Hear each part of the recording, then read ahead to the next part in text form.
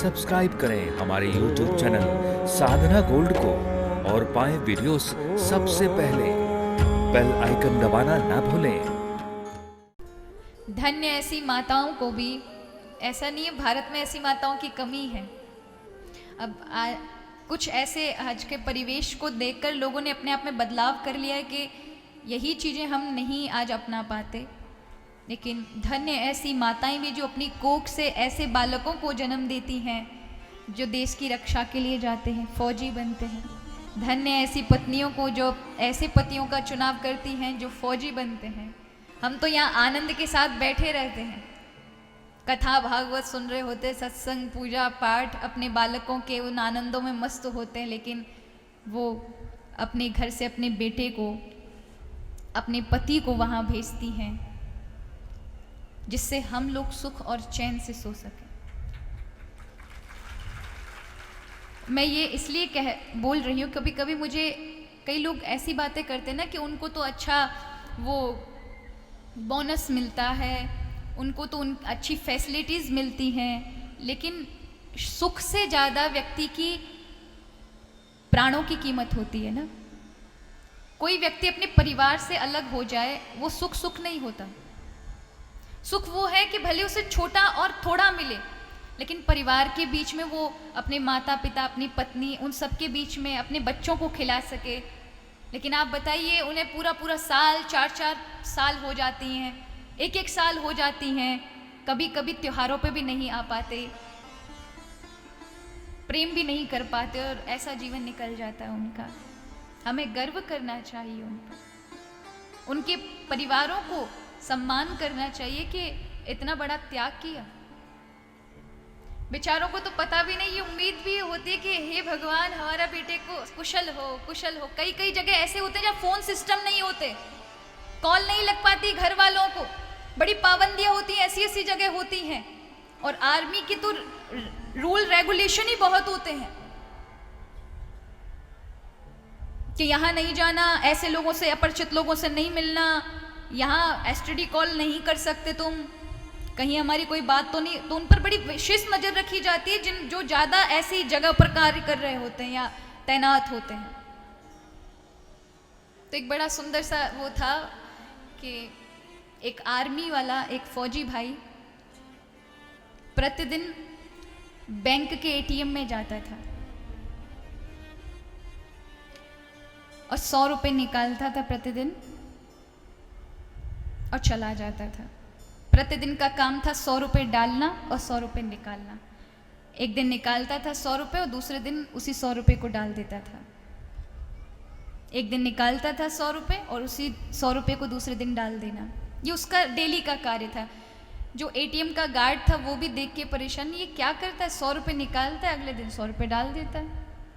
आसपास के लोग भी ये देखते थे कि भैया हर दिन आता है, 100 रुपये निकालता है और अगले दिन 100 रुपये डाल देता है। एक दिन वहाँ के लोगों ने पूछा कि भाई एक बात बताएं, एक ही साथ पैसे निकाल लो ना, क्या प्रतिदिन आना और क्या प्रतिदिन डालना, ये हमें समझ नहीं आया। प्रतिदिन 100 रुपये निकालते हो और प्रतिदिन 100 रुपये डालते हो, ये क्या मतलब है? या तो निकालो ही मत, और निकाल रहे हो तो पूरा निकाल लो कि डालने की जरूरत ही ना पड़े। तो रो पड़ा। उसने कहा कि यहाँ से मेरी पत्नी को मैं कॉल नहीं कर सकता, मेरे घर वालों को बता नहीं सकता, लेकिन जो बैंक का अकाउंट है ना वो मेरी पत्नी के उससे जुड़ा हुआ है। मैं यहाँ से निकालता हूँ तो उसके पास मैसेज जाता है, मैं यहाँ डाल देता हूँ तो उसके पास मैसेज जाता है। उससे उन्हें फिक्र खत्म हो जाती है कि मैं जीवित हूँ। उन भावनाओं को देखें जिनको ये तक पता नहीं होता कि हमारा बालक ठीक है कि नहीं है। हम उनके भीतर की उस सुख को नहीं, उस दुख को नहीं पहचानते। हमें बस उनका जो बाहर की थोड़ी बहुत सुख सुविधाएं उनको मिल रही होती है, उन पर बड़ा, कई लोग ऐसी टीका टिप्पणियां करते हैं कि आप आर्मी वालों को इतना वो करते हैं। अरे गर्व करना चाहिए, अवश्य करना चाहिए, हमें तो फक्र और उनके परिवार पर होना चाहिए। लेकिन कई बार लोगों को मैंने सुना ऐसा बोलते हुए कि क्या हुआ, अरे उनको इतनी फैसिलिटीज़ क्या आपको दे दी जाए और आपको तैनात कर दिया जाए, जाओ वहाँ, तो एक अपने बच्चों को नहीं भेजेगा। कौन किसी अपने बालक को अपने से अलग करना चाहता है? सुख तो वाकई अपने परिवार के साथ रहने में, लेकिन उनके त्याग को बारंबार प्रणाम। इस व्यासपीठ से भी मेरा उनको हृदय से प्रणाम। और मेरा तो प्रभु से ये प्रार्थना है कि हमारे देश के सेना पर एक भी फौजी भाई पर किसी प्रकार का कोई संकट ना आए। हरि आप ही उनकी रक्षा सुरक्षा उनके परिवार की और उनकी करिएगा, क्योंकि वो रात दिन, हम तो यहाँ आराम से सो रहे होते हैं, वो बर्फ़ में भी 24 घंटे खड़े होकर के, जहाँ अब बद्रीनाथ से आगे 25 किलोमीटर भी, जहाँ चीन और तिब्बत का बॉर्डर लगता है, वहाँ पर माइनस टेम्परेचर रहता है। और ऐसे टेम्परेचर में भी 24 घंटे ऐसे तापमान में खड़े रहना जहाँ आपकी उंगलियां तक गल जाएंगी, वहाँ अपने आप को तैनात रखना। और पूरा बद्रीनाथ दिवाली पर बर्फ में दब जाएगा, सब नीचे आ जाएंगे, जो सीमट पर आ जाएंगे 50 किलोमीटर नीचे, लेकिन वो आर्मी के सारे लोग वहाँ पूरे 24 घंटे ऐसी बर्फ में जहाँ कोई नहीं जाता वो पड़े रहते हैं। वो उनका त्याग ही तो है।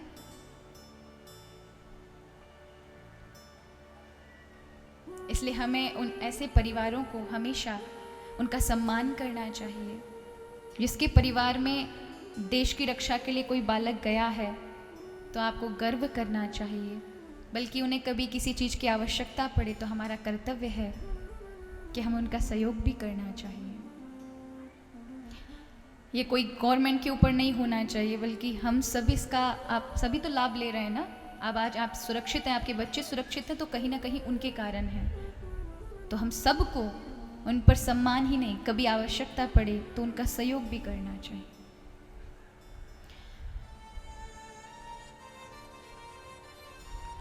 एक बार की बात बता रही हूँ, ये आपको सच्चाई वाली घटना है। मैं कहीं से ट्रेन से यात्रा कर रही थी, मुझे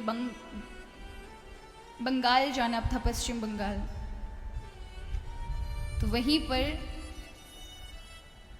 हाँ मैं वर्धमान से लौट रही थी।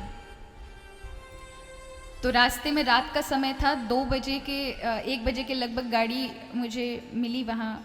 और जब मैं वहाँ पर हम बैठे तो वहीं दरवाजे पर छोटे छोटे 2 बच्चों को लेकर एक आदमी और उसकी पत्नी,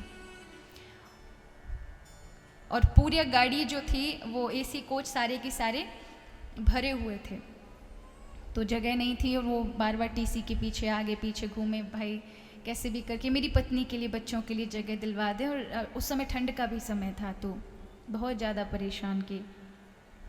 लोग देख देख कर जा रहे थे उन्हें, वो बार बार कि मैं आर्मी से हूँ, प्लीज़ कोई मेरी हेल्प करें, मेरी पत्नी बच्चों को थोड़ी सी जगह दे दें आप, बस एक थोड़ा सा उसे बैठने के लिए, मैं तो बाहर बैठ जाऊँगा। लेकिन ना तो टीसी महाशय को दया आई, ना उस बोगी में किसी व्यक्ति को दया आई कि आखिर ये फौजी है, अपने परिवार को लेकर कहीं जा रहा है, हमारे लिए रात दिन ये इतना करते हैं, हमारा कर्तव्य बनता है थोड़ी देर अगर अपन दुख देख लेंगे तो क्या परेशानी है। लेकिन जब मैं हाथ धोने के लिए रात में गई और जब उसने देखा, उसके बच्चों को देखा वहाँ पर, तो मैंने फिर, क्योंकि मुझे बोलना ठीक नहीं लगा वहाँ पर, तो मैंने फिर काजल को भेजा, आप जाओ उसको देखो, वो वहाँ टीसी से कुछ बात कर रहे थे, अगर उनको आवश्यकता लगे तो है ना हम दोनों एक में हो जाएंगे। तो काजल ने, नहीं दीदी आप मत हो, मैं अपना दे दूँ। मैंने कहा नहीं बेटा, अपन दोनों हो जाएंगे, तुम उनको दो, उनकी आवश्यकता है।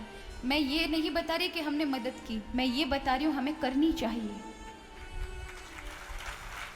हमें करनी चाहिए, क्योंकि हम कर देंगे कभी तो क्या होगा, हमें प्राप्त हो जाएगी। और हमें करना चाहिए क्योंकि उन्होंने हमारे देश, उनका ऋण है हम पर, पूरे जीवन रहेगा जब तक आप सुरक्षित हैं, उन्हीं के कारण है।